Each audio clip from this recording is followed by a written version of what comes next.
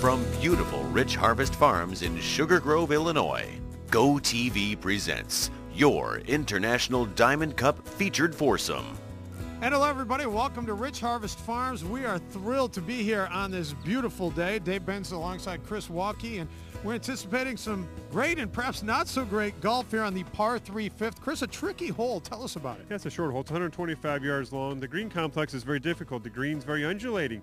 There's a wind factor involved, especially in the afternoon here, that wreaks havoc on picking the correct club and getting the yardage correct. There's also water short of the green, water left of the green. It's not too good to go very long either. The grass is kind of long back there, so if you do hit a good shot here, there's a slope to the right of the pin. If somebody can hit that slope there, it might trickle right back down the hole. You might see a hole in one today. You know who might be able to do that is Jennifer Johnson. She's an up-and-comer on the women's circuit, and she is joining the group here today. She'll be hitting 17 tee shots at this green. It's a pretty good chance one of them might go in.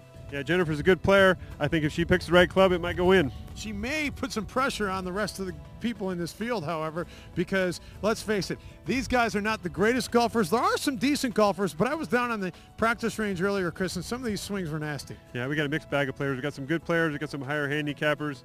You know, what can you do? Work on a few grips, try to make it hit it a little more solid. That's all we can do. Bottom line, just try to keep your head down and hit the ball. It sounds so easy, but it never is. All right, time to meet our featured foursome. Chris Conkle alongside Matthew Rutledge, Tom Mariani, and Mike Smith. And they are approaching the tee box right now. Let's get you down there, and we're joined by Jill Carlson. All right, thanks, Dave. I can tell from this group that they like to have a good time, but I'm sensing players. Am I right? Do you think I sense? Yeah, they seem like they're pretty serious, but like to have fun at the right moments. Definitely. Are you having good golf moments so far, Tom? Not many, no. No? No, we had a really fun one on the last hole, though. And by fun, you mean? I made a putt the first one of the day. So. Did you really? Yeah, it was probably 60, 70 feet from the other side of the planet. All right, so you've got it down now that we come to the par 3, and this is going to be no problem. It's only $128, right? I'm fearful that was the only good shot of the day, though, so I'm pretty much going to have to rely on the rest of the group. Oh, something good happened over there. So well, I think I'm pretty much done for the day. All right, so who's doing this group? Mike. No, I'm due, yeah, but I don't think it's going to happen, for sure.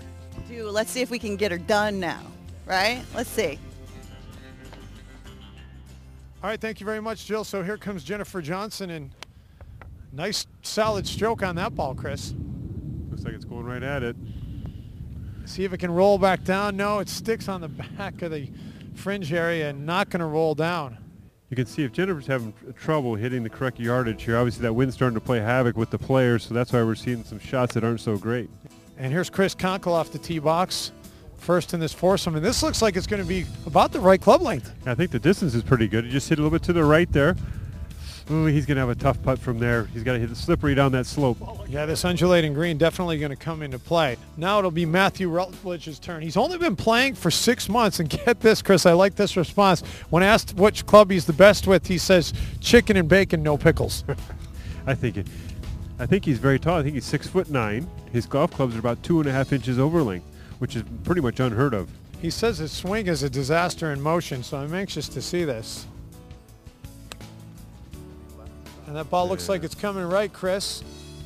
And a little bit short, but it does trickle onto the green. Yeah, he's on the green. I think he's happy about that one. He's going to have a tough putt, but maybe he can go negotiate the speed. Hey, Matt Rutledge happy to be using the flat stick. No question about that. Here comes Mike Smith now, next up on the tee box. And after a couple of shots on the green, probably feeling a little bit of pressure here, you think, huh, Chris? Yeah, just a little pressure. And Smith's swing goes over there onto the left side, but you know what? He is going to have a shot. And the final member of this foursome, Tom Mariani, a lefty. And does this hole play a little bit differently for lefties, Chris? Well, I think it might be helping. If he can draw the ball, the wind's going to help him because it's going a little right to left at the moment. Maybe he can hold it up against the wind. Not too shabby at all. He's right where you want to be on that green. Really not too much of the undulation in play. Should have a decent shot at trying to make a birdie. I think he's okay there. He's just far enough short of the hole that the break isn't going to affect the ball as much. And Chris, we've got a second effort coming up here by Mike Smith. He's decided not to go try and retrieve that first tee shot. And the second tee shot, can't tell if it stayed up and is drier. If it went in, and we're getting the signal now, it did go in the water, so might have been better off to try and find that first one and play that first one. And while these gentlemen come up towards the green, let's get it to the fourth member of our broadcast crew. A short time ago, Tim Morris spoke with Navistar's Jack Allen. Thank you very much, Dave. Talking to Jack Allen, president of the North American Truck Group. And Jack, this has been a special, special day, hasn't it? Well, Rich Harvest is a one-of-a-time location for our guests to come. We had beautiful weather. People played well. People had a great time. And we're thrilled to be able to host our dealers and our customers again this year at another fine venue for a great event and relationship building and being able to thank our customers for their business. What is it about a golf course where, you know, a lot of business gets done and a lot of camaraderie? It's just a special place to get together. Well, it's very rare in the environment we live in today to be able to spend any real quality time with customers. So to get an opportunity to come out and have lunch and spend 5 hours on a golf course and have dinner is really unique. And the beauty of Rich Harvest is, you know, this is the kind of place that very few people get the opportunity to play. And that's what makes it so special. I understood you made a wise decision today. You not play golf, you fished instead, and you did well. Well, I wanted to host and be able to go around and talk to all the customers. But then someone put a fishing pole in my golf cart, so we went fishing. And they have 3 or 4 real big stock lakes here and caught a few bass and had a great time. No double bogeys. No double bogeys, no. Thanks a lot, Jack. You bet. Thank you. All right. All right, thank you very much, Tim. While we were away, a flurry of activity. First, Matthew Rutledge completely went out of turn, by the way, and took the first shot while he was already on the green and put it way past the hole off the green. But the real story here was what happened with Mike Smith in the bunker. Now, to be fair, the first one was a bit of a fried egg, but it was ugly. Yeah, it was ugly. He caught way too much sand left in the bunker. Then he caught the lip and almost hit himself in the head. Finally hit a good shot. It cleared the bunker, trickled out to the hole like it should have done the first time. And now back to live action.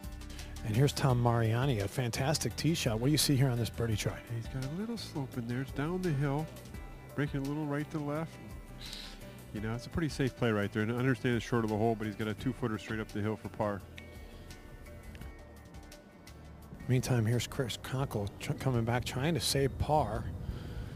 I don't think that play with the putter out of the rough is the right play. It's too hard to get it rolling properly. You can see that ball squirted straight to the right when he hit it. And they will give him that for a bogey. Let's send it over to Tim Morris, who has some other action from today. Thank you very much, Dave. Well, the Diamond Cup, as always, a mixed bag. Some good and some bad. Let's start with Jeff Banyan. This, not one of his brighter moments. A little bit of a top on the 7th hole. But Mike Lahr, how about a bright moment? Look at this approach shot. He sticks it from about 150 yards out to about 5 feet, and he would make the birdie. Mike, very happy with that. You look like you knew what you were doing. No, actually, I'm glad I had the caddy there, but we both were at it right outside the edge and turned right in like we thought. And Phil Werman on the 4th hole of the Gold Course. Watch this putt. Downhill. This is tricky, and it falls. Nice job. So a little bit surprising, a very difficult golf course, but a lot of good shots. And I know you guys have seen some good shots on that featured par 3 hole too. So I'll throw it back out to you. All right, thank you, Tim. As Mariani respots his ball and now lines this up to try and save a par here after that fantastic tee shot. It's a pretty straight uphill putt for par. Oh, just pushes it left. Just left the face a little open there. So bogey for Mariani. Now this is also a par attempt coming up here for Rutledge. He's going to use the putter here, Chris. That's totally the wrong play. Ball just jumps right out of the rough there, takes off. Came close, but just way too much speed. And needed it to hit the stick, and they're going to pick up and apparently give him a bogey as well. So what happened in the sand trap? I was just doing a little ground engaging tool work. You didn't like the way they were raked. You wanted to resurface them? Well, the first one was a fried egg. The second one was entirely my fault. You know, you probably could have found that first tee shot. You could still go look for it if you want. I saw that it was pretty safe. I needed to. It probably would have helped my score. Well, hey, bottom line, you're having a good day out here on a fantastic golf course. Certainly beats the office, so I appreciate it. All right, enjoy the rest of your day. I hope it goes a little bit better. Thanks.